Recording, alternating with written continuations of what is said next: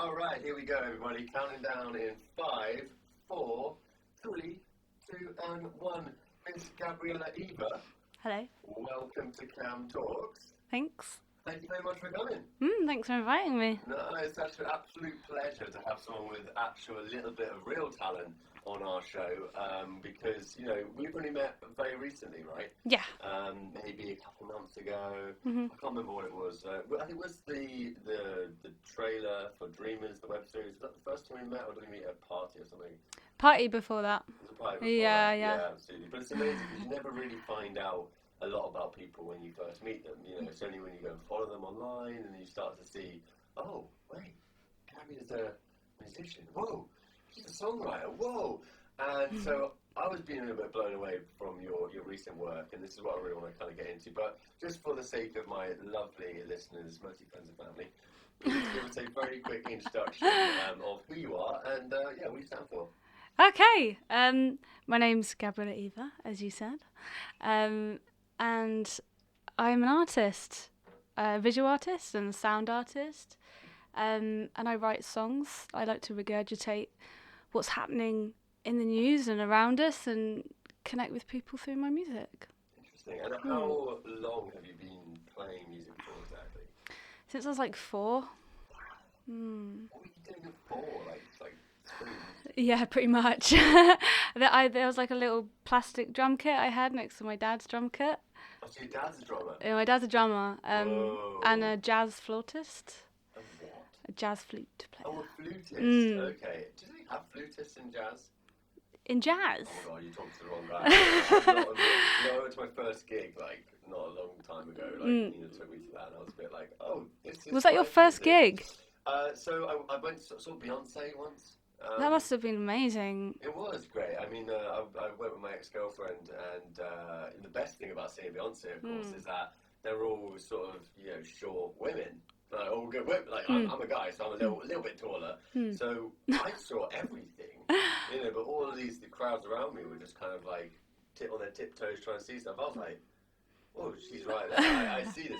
It was a gig, but at the same time, it wasn't intimate, you know, it wasn't... I'd never seen... There was a performance. It was a massive performance, big LEDs and all that stuff. Yeah. So when I went to Spiritual Bar in Camden with Nina, and I'm like right here to the artist, and they're playing their own songs, suddenly I was just like mesmerised. I must have looked really weird because I was just so in awe of what they were doing to me. They was just like moving my emotions in ways I just couldn't comprehend really. But I did, you know, my dad's a folk singer. I grew up around, you know, my dad singing all the time, so I guess that's gigging. But, Yeah. Well, this is your guitar, isn't it? This is Nina's guitar. Oh, this is Nina's. Guitar. Oh, okay. My guitar has been put in the loft because, Collecting dust. Long story short, when my brother-in-law, who I love to pieces, Mr. Dan McHale, he's amazing. Good name, strong name. Yeah, very strong name. He's a fantastic singer, mostly cover songs, but he plays like gigs and weddings and stuff like that. But the moment he actually moved me into my first uni halls, so I was like 18, and I'm like, who the hell's this guy? And he played the guitar, and I was like, shit, I have to put this guitar away now. But you know, it's amazing to see that you can have music in your family, you can have music in your bones, but sometimes it just doesn't resonate with you. Yeah, What was it that kind of got you going with this? Your dad was a drummer, but you know. So I was really young. So I was 4 then. That's really young. That is really young. Yeah. Yeah. And I just kind of remember singing into leaks to like the Spice Girls and stuff in the kitchen when I was like 5 and 6 or whatever. Which Spice Girl were you? I always wanted to be Scary Spice, but in school they made me be Posh Spice, and I never wanted to be Posh Spice. I know. So racist. I just put together like and at the time was probably the most multicultural pop band. With, like, the token black woman. Yeah. The token ginger woman. Yeah. You know, the crazy one. It's amazing how they did that, right? Marketing though, right? I guess. I like to put things in boxes. You know, which is getting even more culturally diverse. Yeah. Don't know much about Little Mix though, to be fair. Oh, they're just the same as every other major pop band, right? You just produce them, you line them all up in like a prison-style mugshot, and you're like, you, great music, package it together, sell millions of well, what do you even sell these days? It's not CDs. CDs are long gone. Streaming, isn't it? Streaming. It's amazing how the industry has just kind of evolved. A lot of people are buying vinyl, but don't even have vinyl players. Like when I try and sell my CDs at gigs, people are really scared of them. They're like, we don't have CD players anymore. Oh. But like there's so much like beautiful artwork on there. Like it's a lovely artifact, and it's just as beautiful as the vinyl, guys. Buy the vinyl today. I don't have vinyl yet. You don't have vinyl No, yet? no, but it's like just as beautiful as the vinyl. It'll become a relic. It kind of is a relic now. So What's the hardest thing about selling your work at gigs? Because obviously I know that traditionally it's quite a good place to sell it, right? People listen to you, then you can kind of go and sell because CDs, I don't have a CD player. I don't have anything to put exactly, in. yeah, exactly. So, and actually, I remember one point, I think it was Hadouken. Do you remember Hadouken? Yeah, actually, I do came kind out of. with an album on a USB stick. Oh really? I I didn't was know like, that. whoa, this is so amazing, man. Yeah. And of course, now I don't use USBs. So I'm like, how are artists supposed to get their music sold directly after a gig?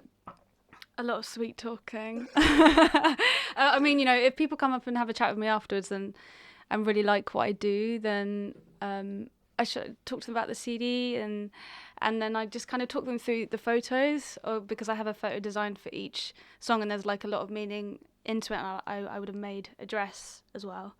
I should have bought one actually for you. I'm sorry. Yeah, what a dress. A CD. No, Yeah, absolutely. I should have bought one for you. I'm sorry. Next Worry. time. Next time you I'll come, see you next week or expect something the anyway, whole probably. merch to be there. But it is a big thing now, not only are you, you as a product, being an amazing talented musician, you've now got to market yourself just as hard as you've ever had to build your product. I mean, I've just gained a manager actually recently, so we're talking a lot about this at the moment. And nowadays, people see you before they hear you, because of clicking and the internet and phones and everything. The social stratosphere. Yeah, yeah.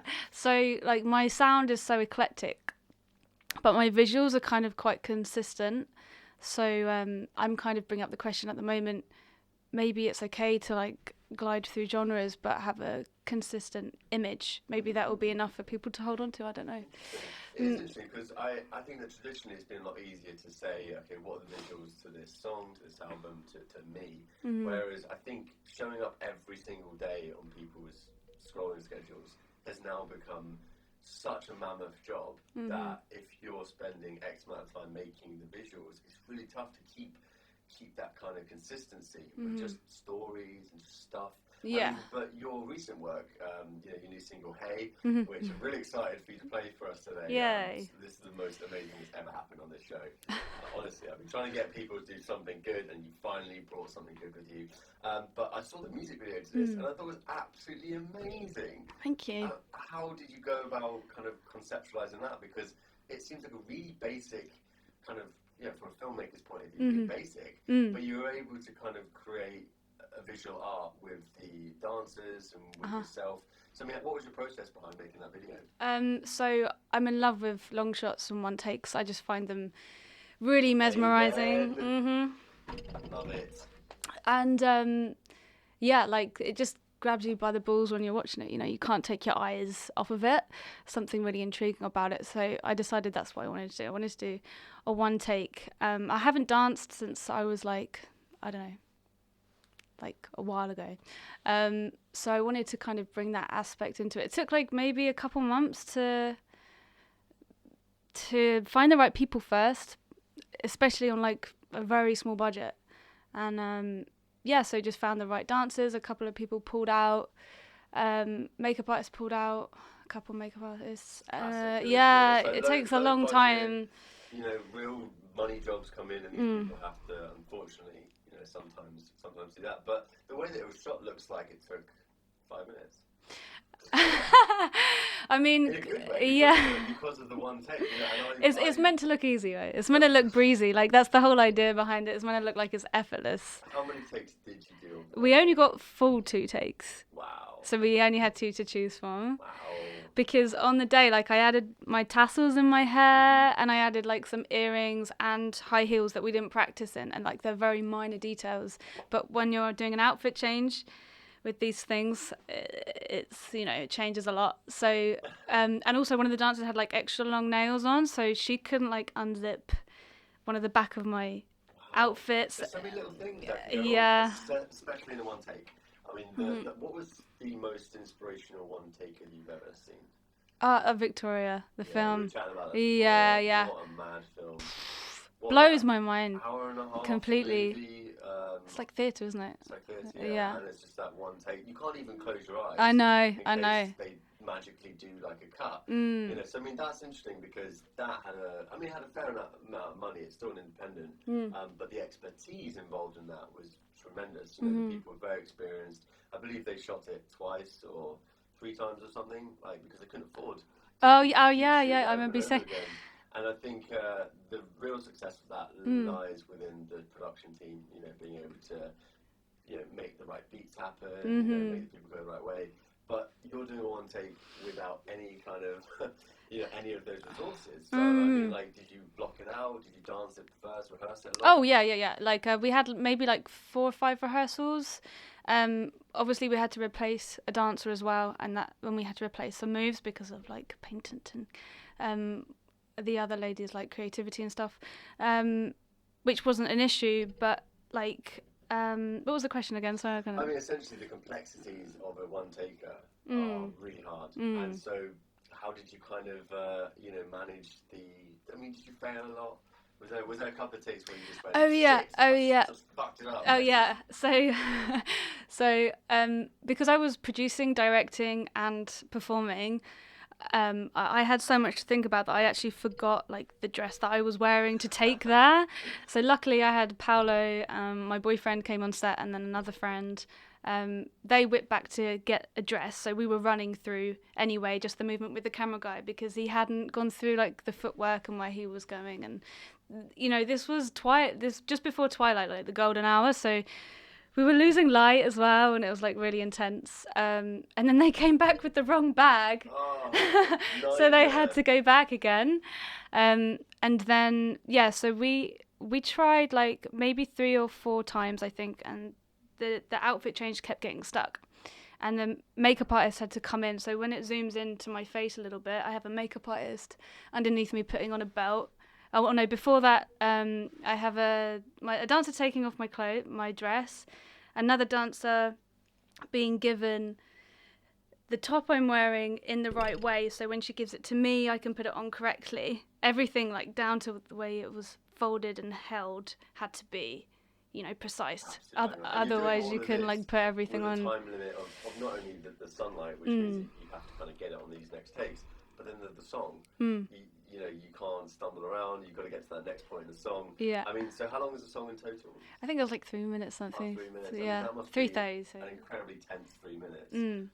You could never tell. You know, when you see the video, it's like it looks absolutely pristine in terms of. And what I liked about the video actually was that it looked like it was shot on a school rugby pitch. Yeah, it was actually pretty much. But that's the best thing about it, because then your eyes don't look at the background. Exactly, that was my idea behind it. Yeah, because the outfits are so beautiful. Loom Loop is a new designer I'm working with in Hong Kong, and she sent me her collection, and the idea was just to have that outfit pop, and then you just like your eyes would be focused on that rather than the background.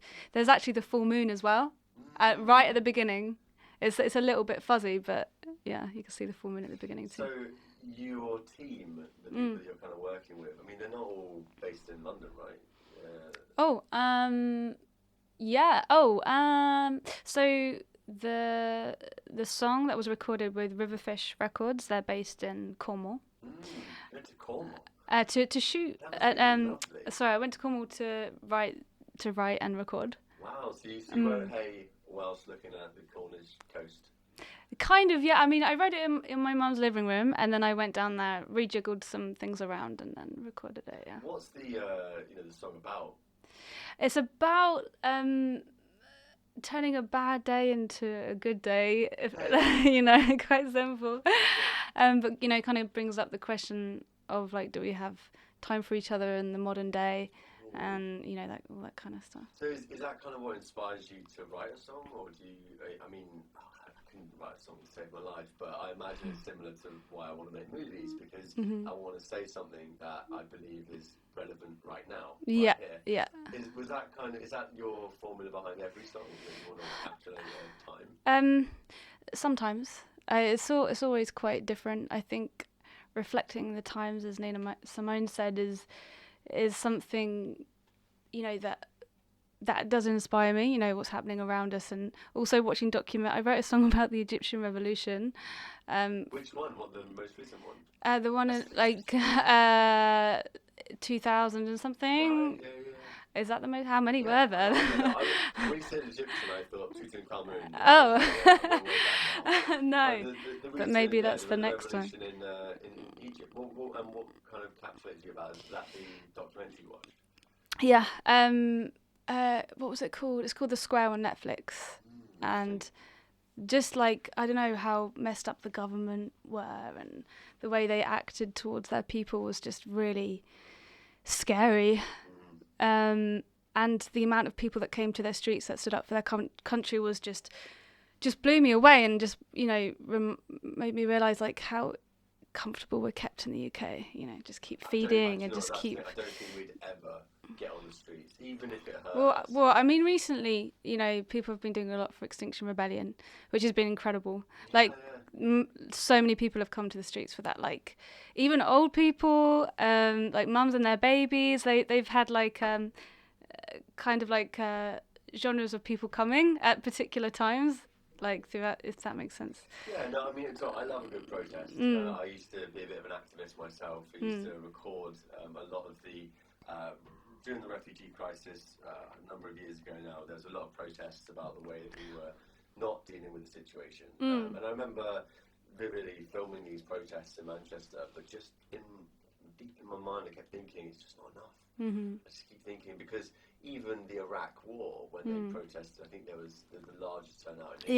Yeah, it was. Was just ignored. Yeah. Which is why I like Extinction Rebellion, actually, because you can ignore it once. They keep coming back. They keep coming. You keep coming back. You have to do something about this. Yeah, so that's why I like these pressure groups, because they really do kind of make a change. But you take a lot of your inspiration comes from reality. Yeah. And you live in London, the most multicultural place in the world. So you're obviously getting a lot of influences and stuff like that. So who is it that makes up your kind of team, your core team of people? All of the musical stuff. Are you kind of in charge of all of it, or do you have some other people? Riverfish Records, Vicky, who does all the admin side of things and organising. She's been advisory managing me for a while, so I've been talking to her on the phone about most of the things I've been doing or decisions I'm going to make, and she's just been giving me advice and what she thinks is the best way to go. And Nina as well, she's helped me a lot. She got me my first gig at Ronnie Scott's, actually. Really? Yeah, Fantastic. last year. And that was the highlight of my career at the time. That's a very well-known jazz bar.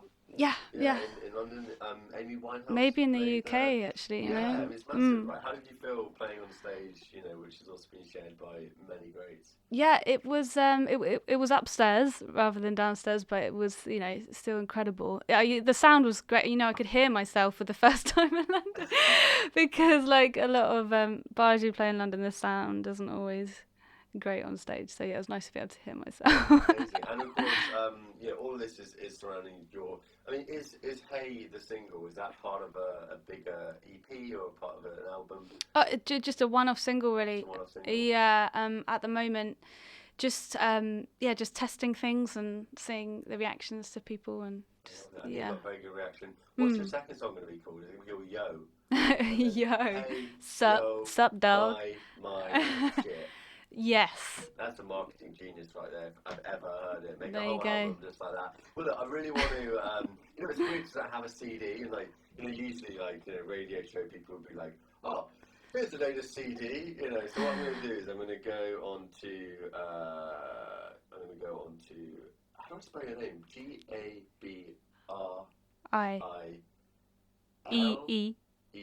Gabriela. One L. Okay. Eva, because it's important that people can go and check out your work. That's a very lovely picture of you. Which one? So, ladies and gentlemen, this is the very lovely Gabriela Eva, and I'd ask you to sign my phone. Oh. But that's. You wouldn't do that. God damn it! We need the old days. What about the desk? Oh, you can sign the desk. Oh my God, You could have everyone genius leave like a idea. little message after they've had a thing with you. Let me get my. Is this MDF, by the way? This is MDF. Yeah, No. I realised that the whole room is made of it. So Yeah. Please sign my desk. Oh, thank what you. A fucking brilliant idea. Why did I not do that before? It's okay. Anywhere, pick anywhere. It's such a good idea. Sorry to all the past guests. I don't want to get in the way of CamTalks. everyone. No, it's alright. All the past guests, you have to now come back onto the show because we have now started this new thing where you sign the table. What a fantastic idea. See, this is why I bring creatives onto the show because, yeah, as you're about to find out, Gabriela Eva has some fantastic vocal chords to her and an awesome song called Hey. So we're going to ask Gabby to now get her guitar out and you lovely listeners at home get a very exclusive, watch yourself, exclusive, to the TV over then, exclusive, I wouldn't even say preview anymore because the song is out there, but if you like the music, go check it out on Spotify and all the other places that you can do, check it out. It's works. So Gabriela, give us some Hey. Nice socks, by the way. Oh, thank you. That's right. Here we go. At some point I might be humming, and if I do, I'm sorry, it will happen.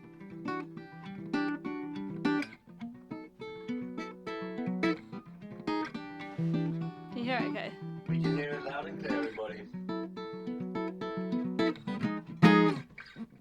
Well, it seems hard to build to break. We're only human. Oh, forgot what we're in this sake. And you opened up my mind. Then you fell inside. Can I start again? I sang the lyrics wrong, sorry. Oh, God, that's absolutely fine, because I have also got a bit of a problem with lyrics. But more importantly, I've just started recording this live for the old Instagram audiences. So we're going to actually do a bit of a live one now. Okay. How's this? Gabriela Eva, you're now live on the Insta Spam for everyone.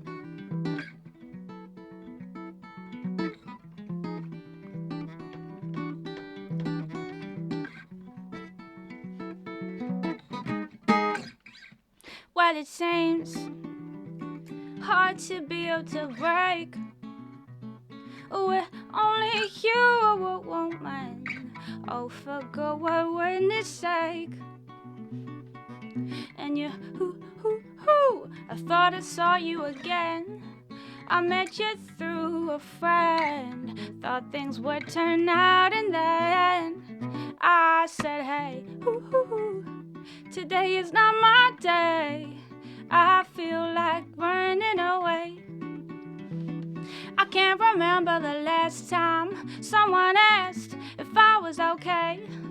No, bending over backwards. Can you crack a smile only for a little while? Ha, ha. I said, hey.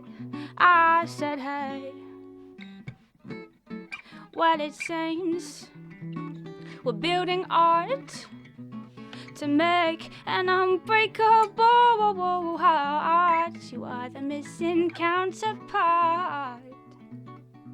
And you opened up my mind.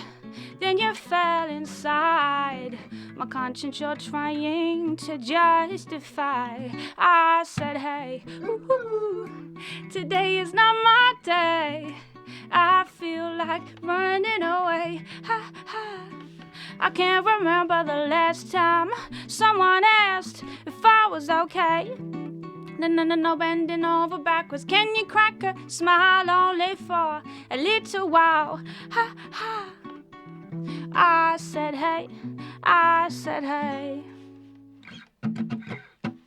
Why don't you keep on calling? I want you bad. Why don't you keep on calling? I want you bad. Why don't you keep on calling? I want you bad. Why don't you keep on calling? I want you bad. Well, it seems, give us a click count, things that come my way, I feel like hugging the day. I like to remember the good times. Oh, I keep it on replay. No, bending over backwards. Can you crack a smile only for a little while? I said hey, I said hey, yeah. That you way, yeah, that you way, yeah, that you way, yeah, that you way, yeah, that you way, yeah, that you way, yeah,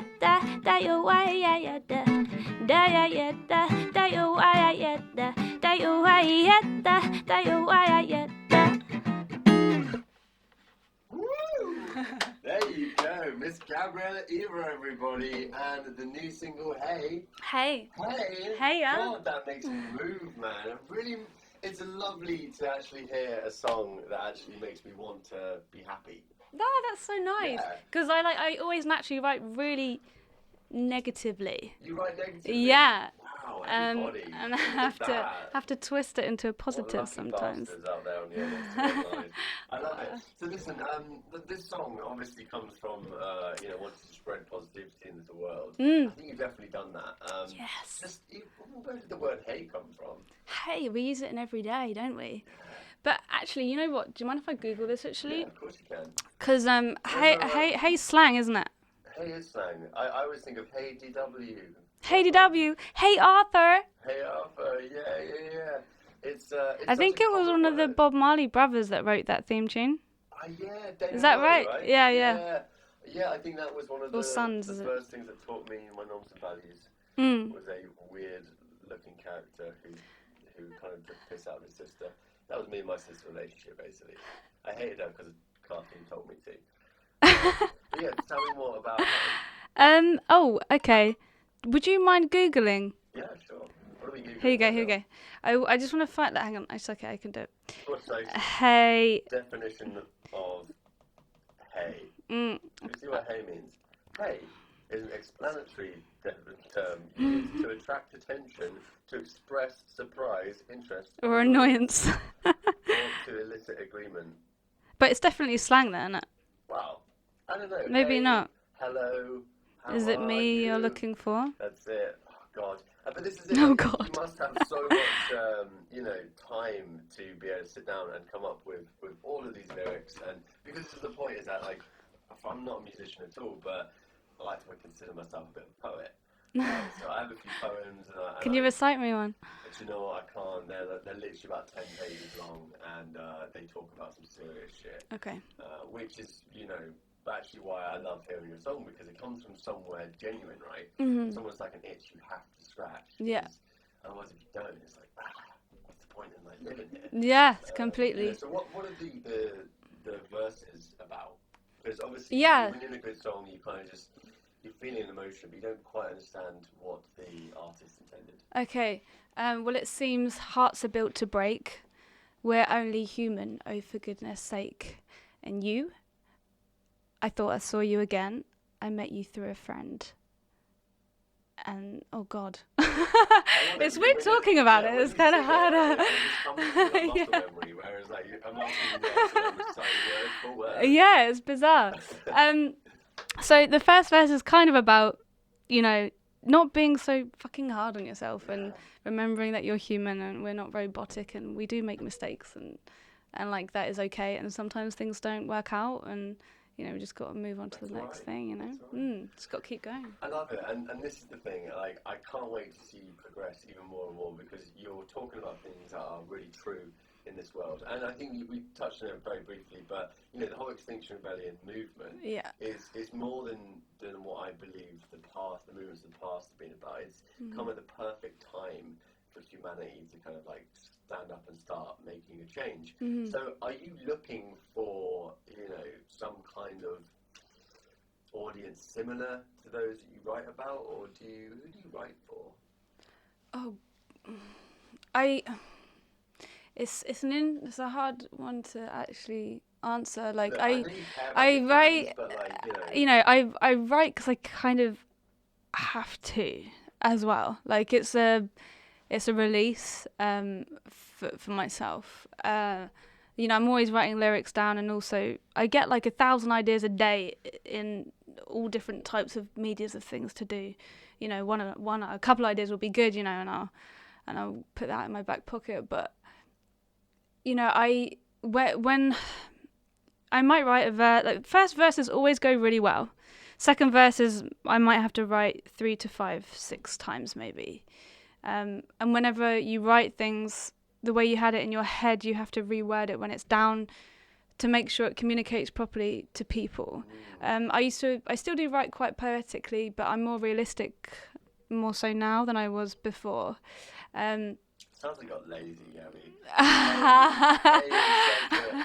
It's like you're like, you know what? I just use one word now. Yeah. Well, I mean, people say to write hit songs, apparently there's this formula. I think it's like 27 lyrics or something in a song.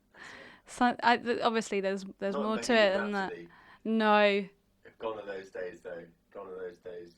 Oh, I get it because Are they gone? Are they gone? I mean, like it's breaking the mold, isn't it?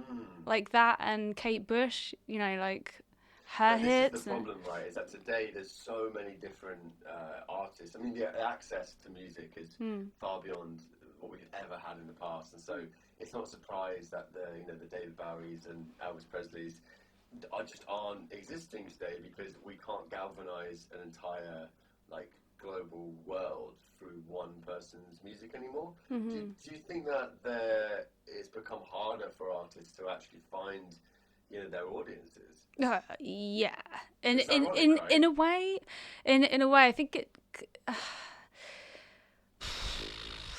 It's like there's so many people and there's so much out there, that it kind of dilutes everything. But I think it just takes a long time to curate things.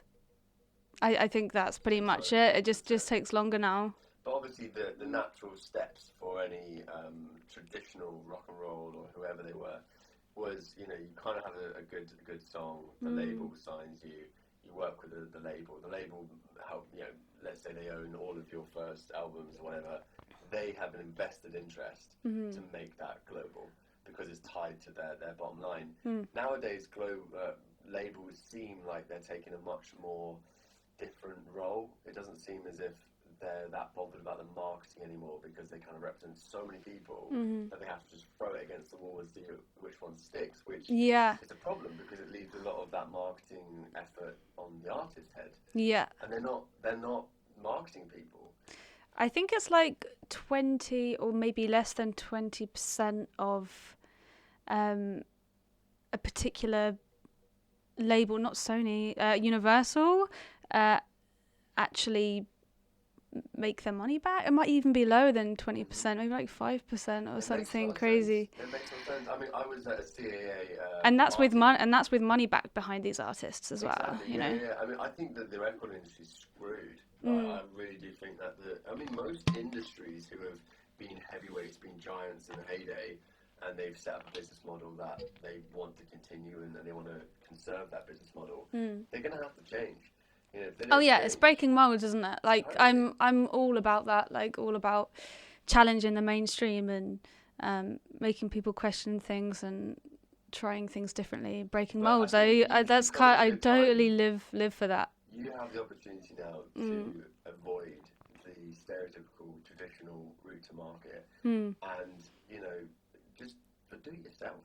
I mean, I really do. I think DIY. DIY. I think that's much better for you as an artist to learn how to do marketing, do it all yourself. Because when a label comes and they say, okay, we're going to own all this music, you're going to say, well, and what are you going to do exactly? When they sit there and they tell you, oh, we're going to help you produce it, you're like, I don't need help producing it. And it's like, oh, well, we're going to make sure they get played on the radio. This is kind of where I'm at the moment. Like, I'm challenging this whole team that I'm starting to work with, in a good way. I mean, I'm learning a lot as well, and it's opening my eyes to a lot of things because, yes, the DIY thing makes you more savvy and understand what you're doing more, but then it also can make you really tired from the creative process, and you can kind of like lose your way of your path and what product you're trying to sell at the end of the day. I completely feel that. Yeah. I'm a filmmaker and I haven't made a film in about 7 years. Yeah. Because I've been so involved in marketing and having to learn something because I know it's going to be beneficial for me. Yeah. There's a creative part of me, that creative demon, who's just not even I mean, he's there. He sits there. Yeah. Always, but doesn't want to participate anymore. Uh-huh. Because it's like, fuck, like, you're shooting down your own ideas so quickly because you actually understand. It's like, when you're a kid and you see grown-ups, and it's like, oh, why are grown-ups not having fun anymore? It's like, why don't they want to come and play with me? It's like their soul's been dampened in a way because, like, that inner creative just gets yeah, crushed. yeah. Wow. So balance is really, really important and really hard to find. But having a team of whoever it is, whether it's parts of family or friends, or just taking a little bit of the load out is really good. And trying to balance your day with fitting in like a couple of hours writing if you can or whatever. I mean, I say this like I'm doing this, but I still need to do it for myself a lot. But it's tough because ultimately it's like, okay, not only do we want you to make amazing music, but now we need you to go and manage your entire brand. And that is already, just such a massive ask. And I think this is why a lot of artists would prefer to go off and spend 6 to 12 months making something and then starting on that process. But the reality is it takes a whole lot longer to grow an audience. So you should be starting everything from day one. And then suddenly, as an artist, you're just conflicted by, but I haven't finished a song and I've got to post a story. Yeah. You're like, fuck, what do I do anymore? And I think maybe the next generation will find this a lot easier because they've grown up with this in their hand all the time. Whereas I feel like we're probably the last generation that had the freedom to go off and play. I do know what you mean, but then are they called millennials? Like the kids like that? Oh, we? I thought millennials were if you were born in the noughties, right? I think they're now like Gen Y. Why the fuck do they exist? That's honestly like, I think it goes like, Gen Y and then Gen Z or that. What's generation? All right, okay. I have no idea, Gabby. I honestly, I feel I used to talk about millennials all the time until I realised I was one. Yeah. Okay, I didn't. Okay, so I'm a millennial. Yeah. So that next generation are literally going to be so much more savvy. It's a good song title. I'm gonna write that down. Millennials. Just millennials. Yeah. Millennials. I don't know. I mean, it's interesting because I think that we're probably the first generation that could really appreciate the fact that we don't have to listen to our parents anymore, and our parents are forever trying to get us to listen to them like their parents did. But we've got so much more access to everything. I want to come back to your question about millennials and growing up with technology, because I think I think it really these things really condition you. I have to be careful. The scrolling, and like being in front of screens all the time is really disconnecting in families and like the way you're brought up. Like kids, it's like, oh, kids crying, here, just play with my phone. Shut up, play with my phone. It does, and that's the thing. But then they become addicted to that really early. We all actually have an addiction to screens, whether we like it or not. You're even watching this now, you are addicted. So yeah, I mean, does that mess with the creative process of having the playful freedom to explore what you're good at when you're younger, or to then discover interests in what you could fall into later on in life? Like, it's a double-edged sword, right? I mean, it's good and bad. Kids get... Depends on the parents, I guess. Depends on the parents. Yeah, but I think this is the point, is that the moment these smartphones connected the world, it meant that you almost had a new parent. Like, Google was pretty much... Google's my god. Yeah, like, Google literally. Yeah. And there's no point in blaming your parents anymore for not equipping you with certain aspects, because you go learn it. So I think this is it. Maybe we're the first generation that have had to take responsibility, forcefully had to take responsibility, because we can see everyone else taking responsibility for themselves and for everything. I think it's a good time to live in, right? Yeah, I mean, I think all the main companies that are not changing their ways within production with plastic and stuff need to take a look at yourself. Take a look at yourself. Big old plastic consumers. But what is this about? Because ultimately the problem with being sustainable is that it costs money, costs extra money an extra money on a company where they don't necessarily need it is a problem. I find it amazing that even like super noodles and stuff, they're not recyclable. Like the packets, you're like, you're super noodles. Like surely everyone eats super noodles. So where is the, why are you not changing your packaging? Your recycling isn't real anyway. Like it doesn't get recycled. It's all a lie. It's all a lie. It's all a lie, babe. Hey, listen, I believe It all gets put in, landmines and stuff in India and same shit. yeah, like they all just like other countries buy it and then just put it into landmines. That's terrible. It is terrible.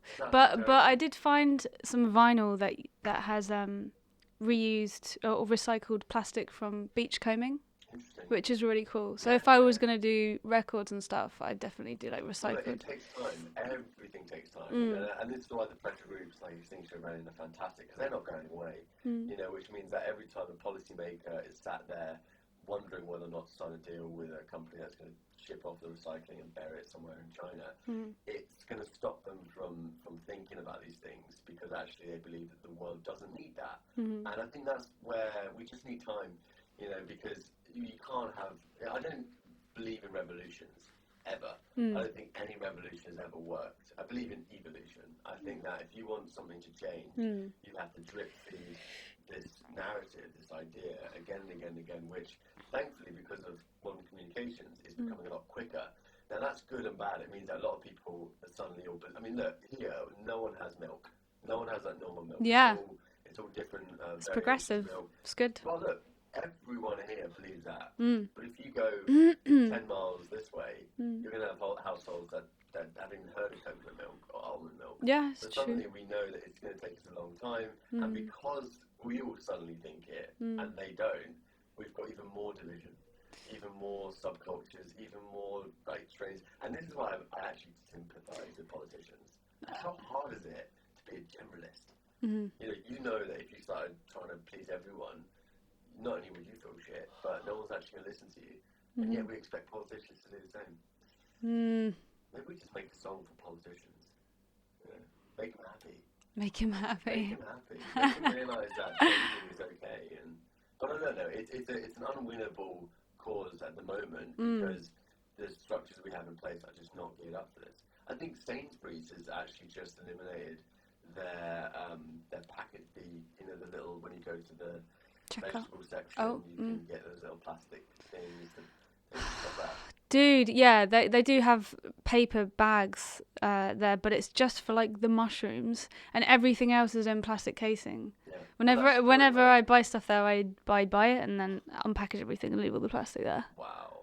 And you leave it there? I leave it there, yeah. Wow, I like that. Yeah. That's good. That's what the song should be about. You need to galvanise the sustainable community to show protest by unpackaging your veggies or whatever in the supermarket and literally leaving it there. But if there was a way of like a safe way of boiling home plastic down into a pan, a safe pan or something, that didn't give off all the fumes in the house, and then special gloves that you could like mold your own hairbands out of it, or like mold your own Tupperware, or like we're having to take action for all the psychos of these big companies that aren't changing things. And it all starts with us, really, I think. I mean, it's a long way to go, but I do think, most recently the whole Extinction Rebellion movement has hit home, literally, because a lot of people in this warehouse take part in all of these protests, and I found it quite strange when a group of people came home and they were crying and they were just so emotional, and they were like, look, what we did is amazing and everything, but to see that and then to see how far we've got to go, it's a little bit depressing. It almost feels... It is quite sad. I do know what you mean. I've got a friend who's just taken a year out of uni, so he's full-time with Extinction Rebellion. Really? Yeah. Interesting. Yeah. I like that, though, because, if there's ever a time to get involved, it's now, right? Yeah, it's literally now or never. It feels good. It feels good. But my parents hate Extinction Rebellion. My parents are like the most conservative people on this planet. And, when I talk to them about it, they say, oh, but they're just bloody, getting on everyone's nerves. A nuisance, they're a nuisances. I said, Mum, Dad, do you think that Martin Luther King was a nuisance? Yeah. And it's like, well, different times, Cammy. I'm like, oh, God. Like, at the same time, it's like, I'm sure Primark aren't going to go bust tomorrow because protests had stopped people from getting there. Mm-hmm. And more importantly, it's peaceful protesting. Mm-hmm. I've never seen such creativity in a protest before. Mm-hmm. Some of the ways that they glue themselves to things or interlock themselves. Yeah. Serious stuff. Yeah, well, my friend was in this casing. I'm not sure what it was, but it was 3 different materials, and he was there for a 20-something hours, or maybe, Wow. or 18 hours, something like that. In the rain as well, and people coming down and giving people dry clothes and stuff who had been sat in the rain for hours.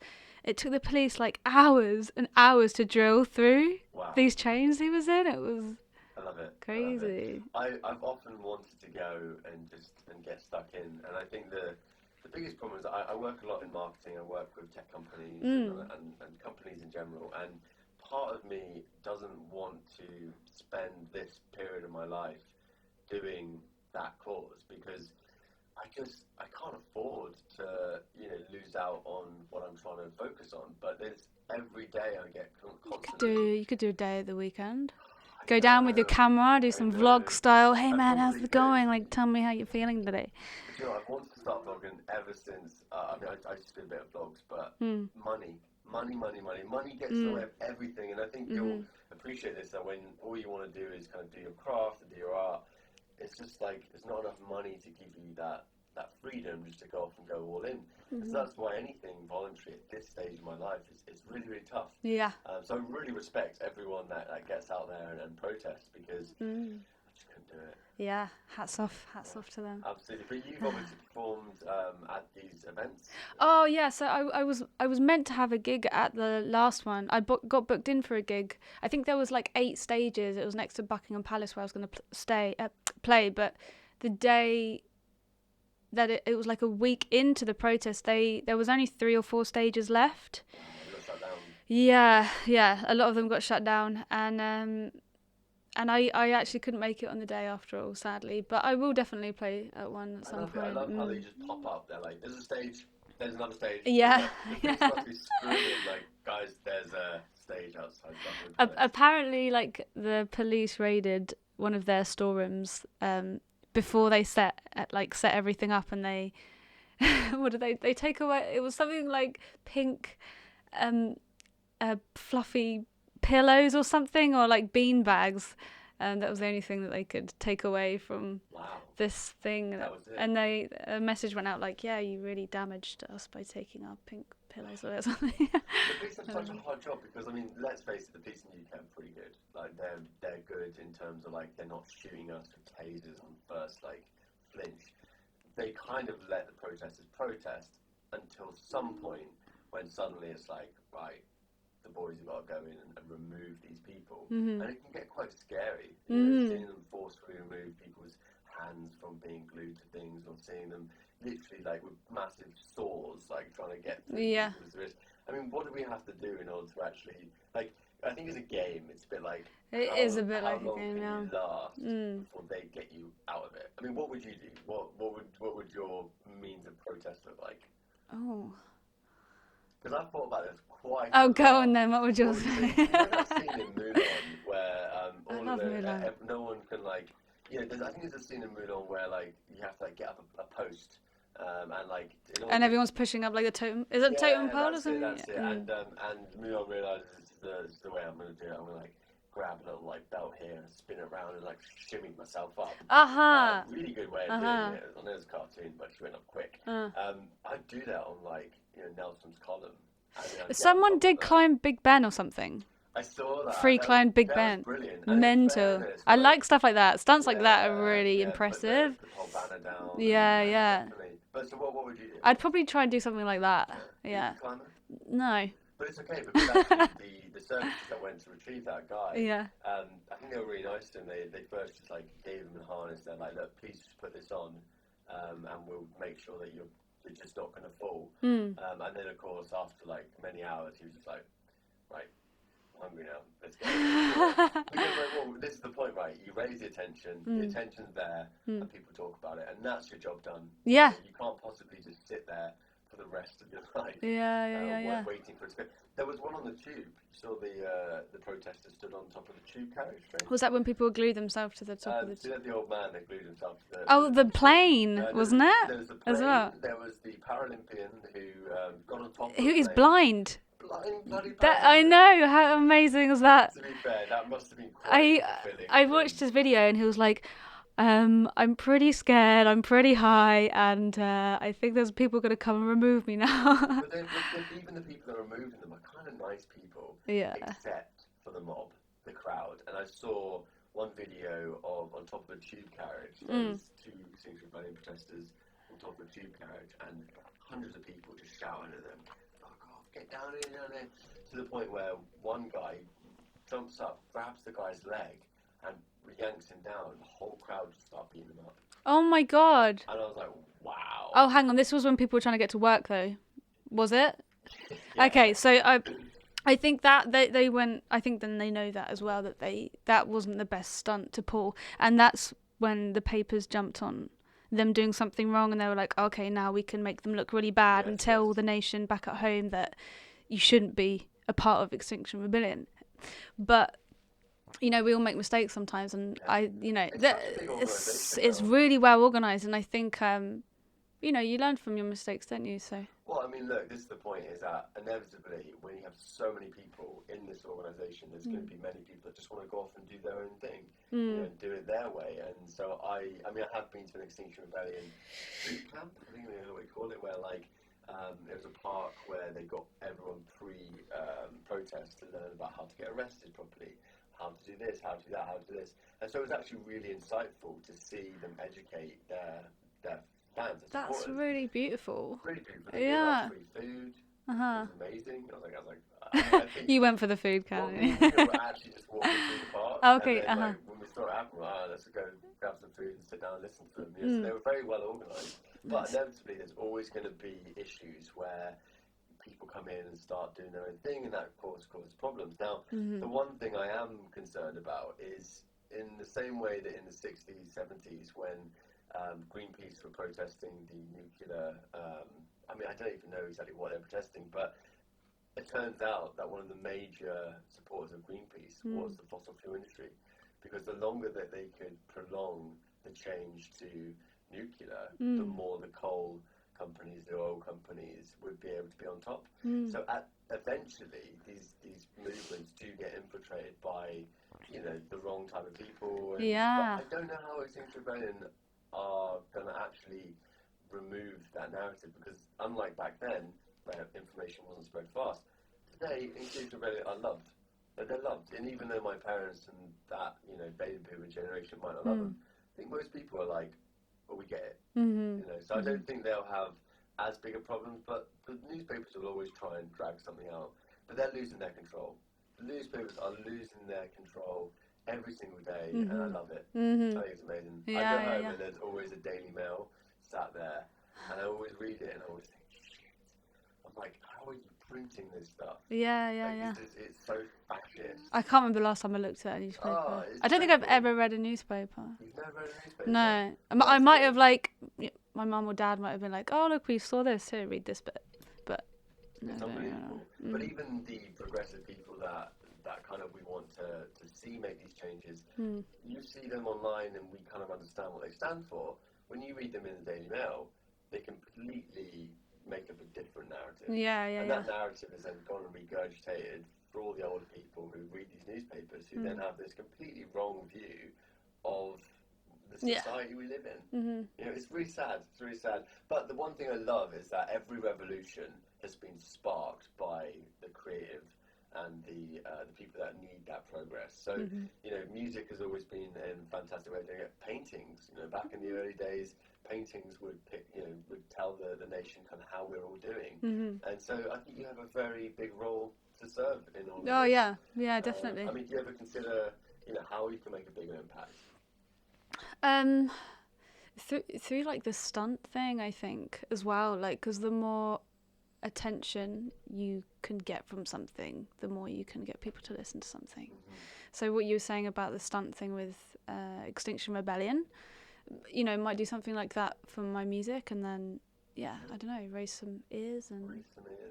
But ultimately, money is the biggest resource that you can possibly bring, and I think this is the forever going to be the battle where people who are wanting to change the world is money. You know, the reason why liberals always lose is because they're just simply not as well financed as the Conservatives. Well, I think Greta is doing an incredible job. She's amazing. Yeah. You know, she's like, and you know that powerful speech. Every speech she does is powerful, but there was one, especially when she was like, "I should be at school right now, but I'm having to be in front of like all you grown-ups and having to tell you, you know." I know, it's just really moving. The argument that the right would have for someone like Greta is that A, why isn't she in school? But B, there's lots of other people doing amazing things for climate change, and yet you decided to make this girl who doesn't have any qualifications, blah, blah, blah. But that's not the point. That's not the point, no. It's the attention that this little girl has got that allows everyone to kind of start coming around a little bit. Yeah. But yeah, the moment I heard, you know, older people bitching about little girls. Yeah, I know. It's like, get over yourselves. Come on. I was like, well, there you go. You're already a lost cause. Like, you're bitching about a little girl, for Christ's sake. But I love it, you know, and I think that the world is going to look much, much different in 20, 30 years' time. I hope so. Yeah. Either that or it will be gone. I don't think it will be gone. I think humanity is always going to have its opportunity. Like, I mean, I guess I look more to the stars for our future. I think that going to Mars is probably on the cards, maybe in our lifetime. Mars? Yeah. Mars is pretty hot, though. I'm not a scientist. I don't actually know if this is possible. Yeah, but, I don't know if Mars is as inhabitable. What is our solar system? So we've got the sun. Oh God. Start with the sun. There's a song to this. Oh, go on, please, because I don't know a song. I got kicked out of science. Oh, did you? I was naughty, but either way, I believe we're somewhere 2 or 3 planets back. And then, with Ed, I think. I'm pretty sure with Ed. Mars is like back one. No, I think Mars is closer because Mars is really hot. Why are we going to Mars? That's what I'm saying, bro. Mars isn't going to work out for us. Yeah, because that's the other problem, right? Is that we might all just like die because we go into the sun. I think people were saying that the moon might be more likely than other places. Ooh, maybe. That'd be interesting. Like chambers on the moon. Yeah, I can see that. What did they find in the moon? I read this thing a while ago. Is there a guy on the moon somewhere just more cheese from it. Somewhere? Yeah, I don't know. I'm out of my depth here. I feel like the people that would know are like Elon Musk. Do you want to give him a call? Oh yeah, I mean me and Elon are friends. But it's interesting because I always look at like the billionaires in the world, and I always look at what they're investing in and what they're doing as like a way of gauging where we're going. And in a weird way, I feel it's a little bit sad to see all these billionaires just like wanting to leave the earth. It's like, oh God, that's their way of coping with the sustainability issue. But you know, maybe not. They do amazing things as well. You know, I know that. So Elon Musk got SpaceX. SpaceX actually deliver all of the resources to the International Space Station. So NASA don't even do that shit anymore. Like SpaceX, Elon's own company, is like, hey, you want to bring a Christmas card to your friend up in there? Fine, I'll do that. So I believe they'll be one of the first people. We also have Richard Branson's Virgin Galactic, which is going to be the first consumer company where you can actually trip around the moon. Is it? Well, yeah. That's it. You know, and you can go and have a little bit of space travel. And then the real secret one is called Blue Origin, and Blue Origin belongs to Jeff Bezos, Mr. Amazon himself. Ooh. And he's been funding this out of his own money. And they've basically had twice the amount of successful missions than SpaceX, but no one's heard of them. And this is the point. What the rumor I heard was that Mr. Bezos was looking to put up 48 satellites that would connect the entire world.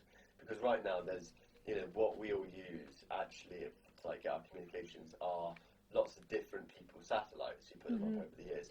But if you control the entire network of satellites around the world, suddenly you have the ability to give everyone free Wi-Fi, free like calls, free everything. Yeah. So yeah, keep an eye out. Blue Origin. It's Blue Origin. Don't know anything about this. I need to look into this. It sounds lovely, doesn't it? It sounds so lovely. That It sounds futuristic, doesn't it? very futuristic. But that's what you do. I mean, I think he's worth somewhere in the region of $100-something billion. What the fuck, man? That's so much money that, like, if you want to go to space, see you later. See you later, yeah. And I don't think we've got a seat on there unless you can reserve a seat. I don't know. I want to be cryogenically frozen. I think that Disney had the right idea. Like, Mr. Walt Disney is frozen somewhere. Really? Yeah. Whoa. Because one day, if you can bring these people back, Disney's going to be back again. I wonder why he was named company. I had no idea he was frozen. Yeah. Wow. Fully frozen. Of course, you have to be able to pay in advance for every year that you're frozen.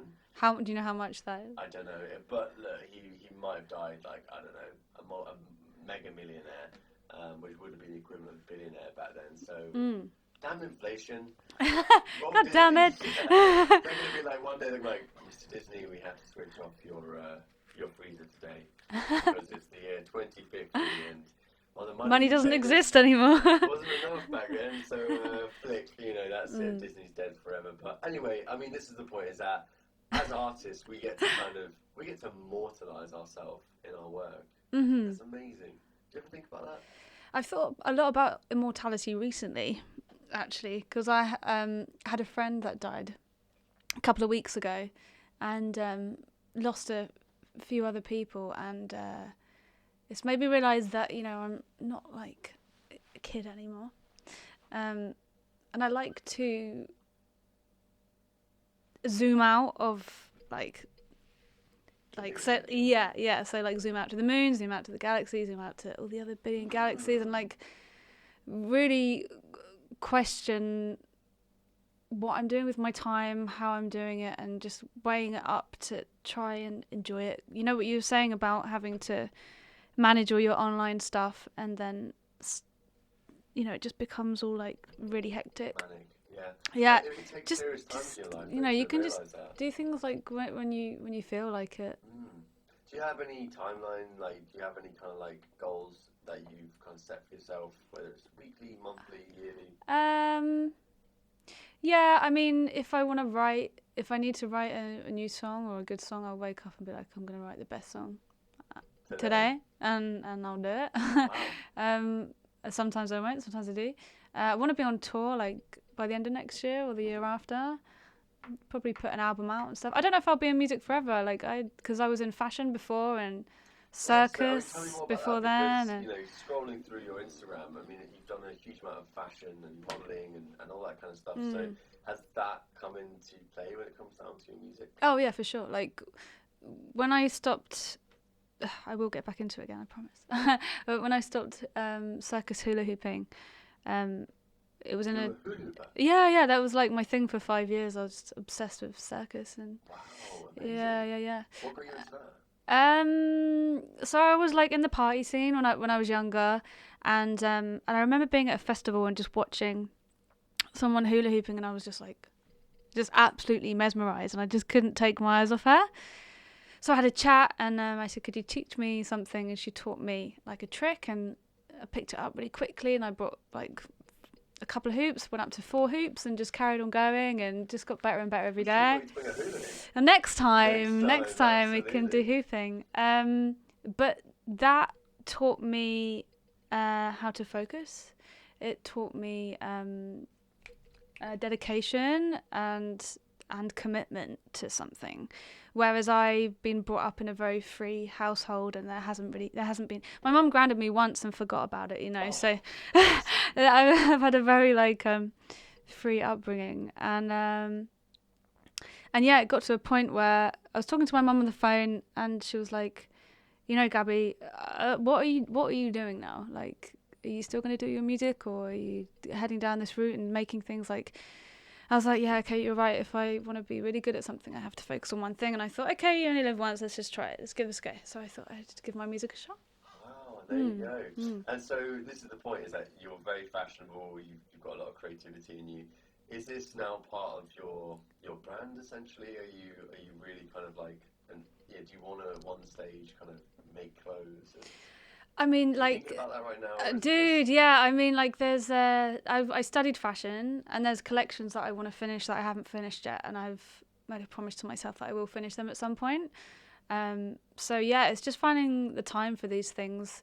For branding and stuff, I mean, even talking about marketing and products and things like that, even though I talk about it, everything I do, I just do what I feel, and I do what is my instinct, and I do what I love to do. You know, I wear what I want to wear because I like it, and that's become my branding. I write what I like to write, and that's become my product. You know, it's I like, like it. it's Being true to yourself is very important. Though. I mean, and I think being true to yourself is even harder in today's day and age because people are so conscious about putting out shit. And I always think I'm never. Yeah, I tell a lie. I've never put out a single piece of my work, like commercial work online. why? I don't know. You want to make it better, you can keep making it better and improving it. And Like, I don't mind putting out vlogs and things that I just kind of rough together. And when are you going to put something out? I don't know. Obviously, we collaborated on the Dreamers trailer. Oh my god, I saw an edit earlier. I was so Yeah, I mean, that was a very, very rough start and really just to kind of give... I love working with you, by the way. Yeah. That was a really good fun. fun. So much fun. It's so calm, so calm on set. Nina Rebecca, the wonderful creative, is doing the web series Dreamers. We obviously collaborated on the Kickstarter trailer, so we got a bit of a trailer that we're going to put together. And it was a party scene, right? Yeah. We were just having a party. Your character was... Trampoline girl. Trampoline girl. From now on, trampoline girl. But yeah, it was a wonderful experience. I love being behind the camera and directing. Yeah. And I think that's ultimately where I want to be as a director. But it's hard because ultimately I don't really care about my online followers. Yeah. I don't know what to tell you. I mean, No. guys, I mean, Good for the you. people Yes. who are listening Yeah. at home right now, I hope you care about your friends and your family. Yeah. But like, I don't believe that the masses have anything that can offer me in order for me to right now kind of grow and be better. I don't know. It's so contradictory, isn't like it? I was trying. I still obviously try hard at what I do in life, but I've stopped giving a shit as much as I used to. Like I read the start out of not giving a fuck, and now I don't really care about. Yeah, really good book. Yeah. I've not read it yet. Oh, I've never given a fuck. So I one of them anyway. Yeah. What else are you reading right now? The book you actually said to read. The Soul, the one about Nike, the dude in Nike guy. Oh yes, Shoe Dog. Shoe Dog, yeah. Shoe Dog. Yeah. I'm so glad that people actually. Quite a lot of people watch these little book recommendations and they actually go and read it. Oh, you're so enthusiastic about it. And have you touched a bit on your story about that? About how you never read for years. It's become a recent thing, the Audible thing, right? Yeah. And this is why you're so passionate and excited about it. It's like a kid finding.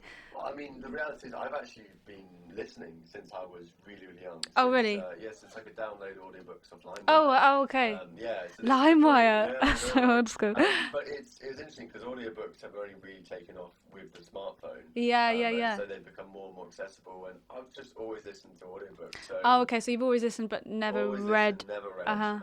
But I think it's amazing because I don't know why I started that little series. Someone actually didn't turn up, one of my guests for CamTalks once, so I just sat here and got all the books that I could find, and I just actually sat there for like an hour doing reviews about them, and they've been really well received. A lot of people really enjoy listening to my review about them. Some of the authors have got in touch saying thank you very much. That's for awesome. reviewing it. That's really cool. You're doing that every single Tuesday, so if you are listening to this and you like my book reviews, I will continue doing them because I'm still learning. You know, and I always have an audiobook on the go. I'm reading one at the moment called How Not to Die. And it's all about your diet and your life. I haven't got too far into it yet. Okay. But I'm really looking forward to it because I read audiobooks when I need to know something. So if I need to know about marketing, I'll go and choose the top 10 books about marketing. I'll read all of them. If I need to know about business, I'll do the same thing. Yeah. You know, storytelling, I've read every storytelling book out there. So interesting. It's part of my thing. And Yeah. I go on. Elon Musk put it the best. If you're trying to understand an industry or understand what you want to do, you have to look at yourself like a tree. And every tree has the core tree and the branches. And the leaves are those little bits of information that you pick up along the way. but without understanding what that core tree looks like and what those branches look like, Yeah. i.e. the fundamentals of what everyone knows about it, you're never really building a foundation to build on top of. Okay. So we are trees.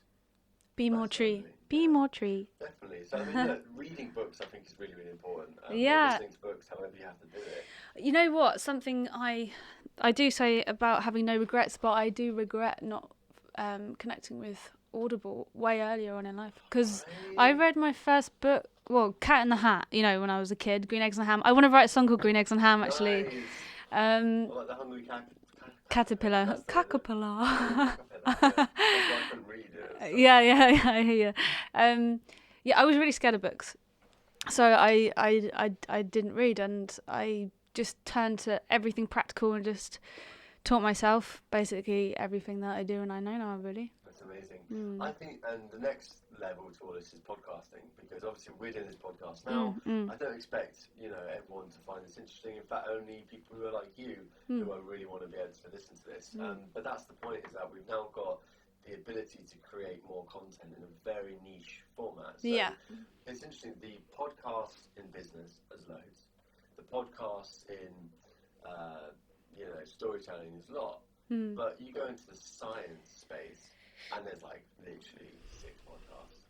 It's so strange to see how different subcultures are not being served in the same way. That a lot of business podcasts exist because that makes money. Yeah. Whereas not a lot of science podcasts exist because, and actually someone said to me, scientists don't listen to podcasts, and I was like, that is wrong.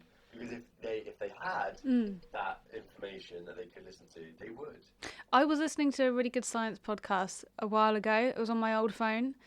I need to find the name and stuff, but I'll send you a link to it. It's really good. I would absolutely love to. And this is the point, is like, science, I'm sure there's a lot of science ones, but it's about like chemistry or like, biology or whatever it is. Like, the more niche we can make our podcasting, the more value we can bring to more specific groups of people. It's marketing, isn't it? It's staying on one subject. So, and it's the same with music, staying on one genre for an artist. It's like audiobooks is that even though they get specific about maybe the problem I have is my marketing, my business, they don't get relatable enough to someone who is in their 20s trying to run multiple businesses and wanting to be a filmmaker. And so therefore, I have to ask myself, will there be a group of like-minded people out there that have a podcast that I would love? And if so, the only mission now is to get me to find out about them. And I think that will be the case for everyone. I mean, this is why we live in a world where everything's accessible, but the route to market is so much further. I think you should do a live one. A live podcast? Yeah. We did me and Nina went and did a live podcast. I mean more like inviting a crowd. So this in your living room or something. Me and Nina, we're on this, right? Okay. On the same we page. went to a co-working space. Yeah. Did a live podcast. Nice. Talking about podcasting, the benefits. One person showed up. Where was it? It was called like Huckletree or some like co-working space where like it was like lunch and learn. And it was your thing that you two designed. So we did it together. We sat there on stage and was just one person. Where did you go wrong? I mean, we didn't market the event ourselves, so we kind of thought the co-working space were going to at least do a little bit more. But what a great thing for people to go and do on their lunch breaks. Yeah. There must be so many business buildings around there where you can hand out loads of flyers. Yes. First person, just go in there, just with you two. Like, maybe like go in at a lunchtime when people be at their desks eating. That's it. And just go face to face, giving people flyers. Well, look, we're doing about 3 more events, live podcasts in the next 3 weeks, so we're going to step up the market for that. Yeah. But it's been really fun as well. I'll come to one. We've got next Tuesday, 1 o'clock in our office in WeWork. We'd love to have you there, Gabby, honestly, because ultimately, I don't think people really understand the value in video podcasts. Because podcasts traditionally are just audio, so sharing them on things like Instagram is quite tough. But all these little video clips that I post, people watch them, people comment on, people get in touch. So adding this simple video element to it is, honestly, I think is going to be massive. I think it's going to be massive. Yeah, and I love the nice. fact that, you understand video because of your background in kind of fashion and visual stuff. And a lot of people don't think they can do it. And it's like, just do it, do it because it's easy. And they teach reading and writing in schools. Why don't they teach video production? I find it unbelievable that we've all got cameras, but we don't know how to use them. Crazy stuff. Yeah. Well, I mean, like, I just think that teaching should be reevaluated in school completely. Like, Where did you go to school? I went to quite a lot of schools, but secondary school. Tell us about your school tour. My schooling. So I went to one reception school in Colchester, and then I went to Wivenhoe School, and then we moved to Hemel Hempstead. I went to a school there, and then we moved back to Colchester, and I went to a primary school, and then what was that primary school called? Lexton Primary School, and it had like a deaf unit for signing, so we learnt how to sign in school as well, which was really cool. And then secondary school was just Philip Morris, so about 6 schools. What's so good about Colchester? Jesus, you kept going back there. Oh God, Colchester. It's the oldest recorded town in Britain. Okay. Very exciting. And yeah, I don't know, my mum and dad just lived there, so I lived there. That's Yeah. it, that was the job. And now you live in London. How long have you lived in London for? 6 years now. Fantastic. Yeah. Amazing. And how have you found it? Mental. Yeah, absolute roller coaster. It's been exciting. It's been really scary at times. Been thrilling. I've learnt so much. I've become a woman, I think. I like to think so. I like that. Become a woman. I've been here for a year and a half now. Yeah, where from? So I was in Manchester for 8 years. Oh yeah, so you're having New Year's there or something. Yeah, exactly. And this, we don't know what we're doing for New Year's yet, Okay. but the point is that over the year and a half, I have manned up. Man up. Because you kind of got to, innit? Yeah, Like, you gotta there's go no out choice. there, you got to make your money. I think for the first year or so, I was living in Richmond. I was paying like £1,200 a month. Ouch. Yeah, so I was really having to work hard just to even afford to live. Yeah. And then when I decided to leave my own business, I relocated to this warehouse. Where now me and Nina. It's a great space. Love it here. I love it here. I live with 20 people, so I really get the community effect. But I've been to a lot of warehouses, and this is a really special one. Thanks, I really appreciate it. I love the fact that I can just walk down the halls and have conversations with 20 people about everything. It's inspiring. It's so inspiring. I don't think communal living is really appreciated because I think a lot of people perhaps go to uni and they think of halls as this piss up zone or whatever. Everyone in these warehouse communities are slightly older. They're doing stuff, and if I need people to come and help be extras in my film, I just go knock on people's doors. If I need people's critical feedback on my walk, I knock on people's doors. Yeah. And that's the point here, is that I think, there's 17 warehouses that are all attached to this one. Yeah. All with 20 people. It's about 300 people, mostly within the creative space, but also a lot of technical people. Met a lot of business people, so many people. So I don't know how long we're going to be in this warehouse. It sucks we don't have windows. That's the only thing that sucks about this particular warehouse. It's kind of good for your filming though, like here, like now. It's not good for your lungs though, and I think Spider plants. What is that? Is that a spider plant? This That is looks Bruce. like Bruce, Oh! Bruce has not seen sunlight since I got him. There's a bit of Bruce right there. Oh, Bruce. Bruce, I'm so sorry. Brucey. This is a present. Oh, thank you so much. Shit. This is shit. Yeah, I'm so sorry. Plants don't survive well in rooms without windows. What's the type of lighting you can get for plants to survive? UV lights? No. I don't know. Gaz, behind you. But you should is get a one. fake plant. That's what I want in this room. Cherry blossom. Yeah, I think it suits you perfectly. But who knows? Ever since Nina moved in, we've had a little bit more stuff. I say a lot more stuff. I honestly had nothing. People were literally, when I moved in, were like, "Cam, is this all you've got?" And I literally have now done it inside. Yeah. Well, she's got nice furniture. She's got good taste. Yeah, she's got good taste, and she's got clothes. God, clothes drive me nuts. The only thing that's funny is that I always change my t-shirt when I'm doing different podcasts. I don't have that many t-shirts, so I'm like, shit. What am I going to do? I'm just going to buy more clothes. But I actually went through a period when I moved from Richmond and I reduced all of my stuff by 90%.